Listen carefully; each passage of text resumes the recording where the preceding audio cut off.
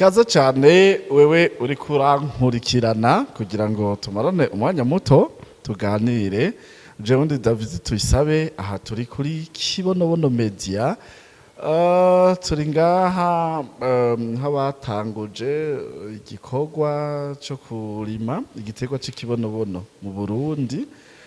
Jewe nitwa ko ndi Visionnaire w'ico gikorwa, ariko kandi gushika ubu ni igikorwa tumaze kuba kirimwo abantu benshi cyane, harimo abarundi n'abanyamahanga, kuko hariho abakongomani tumaze kubona bashimye umugambi wacu barifatanya natwe. Rero nibaza ko uwo mwidondoro ukwiye kugira ngo ndakubwire icyo nshaka kukubwira. Ndazi ko ushobora kuba wari umaze kumbona cyangwa utarambona, mwagiye mwumva ibiganiro ndabashikiriza ku ma media atandukanye, canke ibyacu vya Kibonobono mu Burundi vyagiye bivugwa n'abantu benshi cyane, bamwe bitwa aba influencers, ibimenyesha makuru bitandukanye vyagiye vyandika izo nkuru z'ivyo tuko turakora, cyo kimwe kandi n'amaradiyo atandukanye yagiye avuga ivyo. Uretse kandi ko dufise n'abantu benshi bagenda baravuga amakuru yacu aho duciye hose. Rero n'umugambi watanguye dufise intego yo kwiteza imbere. Ndibuka mu mavideo y'ubwa mbere cyangwa mu biganiro by'ubwa mbere, abamenyesha makuru bagenda bandika iyo ndiko ndasigura ivy'ikibonobono, ndiko ndavuga ibiva mu kibonobono, ndiko ndavuga cyane cyane ku mavuta y'ikibonobono. Ndabona bayanshiriye hagufi kugira ngo ushobore kuyakwereka wewe uri kurankurikirana. Shirira amavuta ngaha. Benshi abamenyesha makuru bakunda kuca bandika ngo umuti w'igitoro ngo urabonetse. Urumva? Rero abantu benshi bakantuka, bakamponda, bakavuga iki binabiriya. Abandi cyo rigisuma waje kwiba abantu, ivyo nibiki vyo ariko aravuga, mugana abandi bagenda bavuga ati ariko rero uyu muntu tumwumvirize.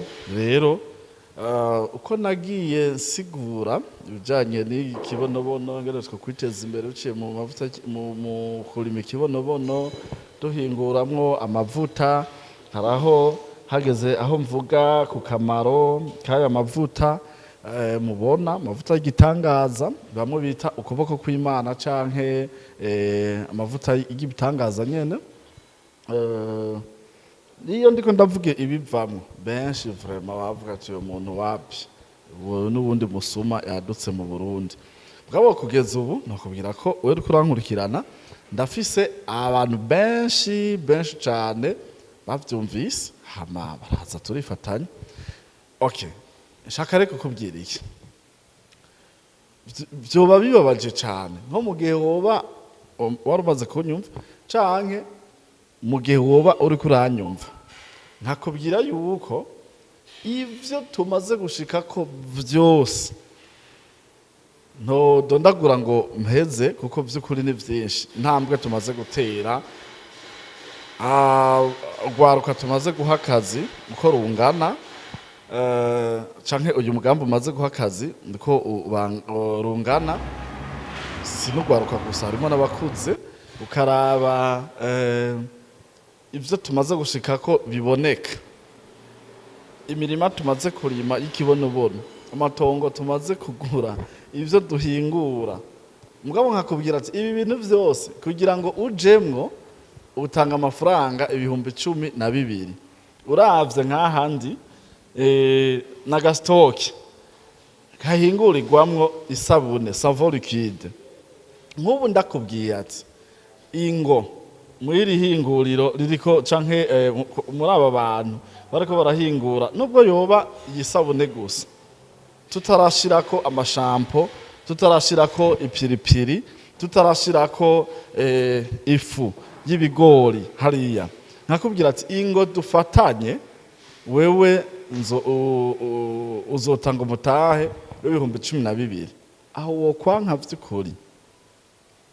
Karakabazo gatoyi rero nagomba kukwibariza muri kino kiganiro gito, ndakubaza ati ni gute ushobora kubona abandi bariko bariyungunganya biteza imbere baronka akazi baronka ivyo bakora nk'abandi ko ndakwereka ivyo turiko turakora ngaha uko bingana tugeze ku rwego rwo gukoresha n'utumashine uretse ko hariho n'ibimashine tumaze kuba dushitseko nakubwira ati ibi bintu vyose twabishitseko natanguye ndi umwe mvuga bantera amabuye canke nawe unyumva ukaba uri kuranka kuza kwifatanya natwe twoba dupfika ivy'ukuri nako kabazo ni igiki coba kibura habuze iki kuko si 12 ubuze ndifuza kumenya unyishure muri commentaire habuze iki canke wewe wavyumvise ukaba uzi akamaro kavyo ufise akazi usiki muri ivyo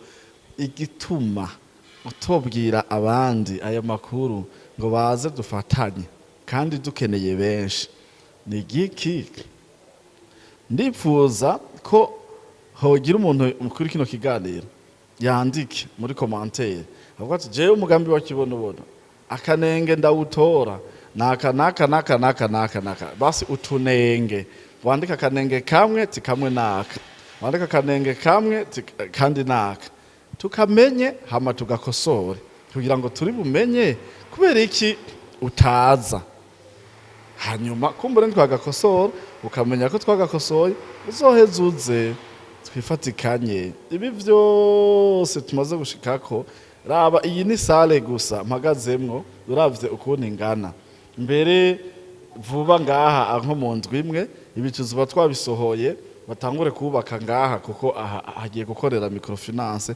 yacu twebwe nyene twishingiye aho uzozona uje uzanye diplome uzanye document ngo narenze ngo gusaba akazi kandi akazi kugira ukaronke ngaha ari 12,000 gusa utanga hanyuma ko uvuga ati je ndafise ubumenyi muri iki gishikiriwe ukacuronka rero iyi ni sare imwe hari yindi ngaho hari yindi ngaho turafise biro hariya turafise jewe nkorera hariya turafise aho duhingurira ifu hariya turafise aho duhingurira amasabune hariya amashampo n'ibindi miduga ngaho turigisha auto école habuze iki yeshura muri commentaire ibisigaye kumwe nanje David TUYISABE nongera ndagushimire kuri uja kubona ino video uciza wifatikanya natwe 12 gusa utwakure kuri iyo nimero utubwire ico wipfuza canke wegere kuri biro ikwegereye kuko mu Burundi bwose naho tutari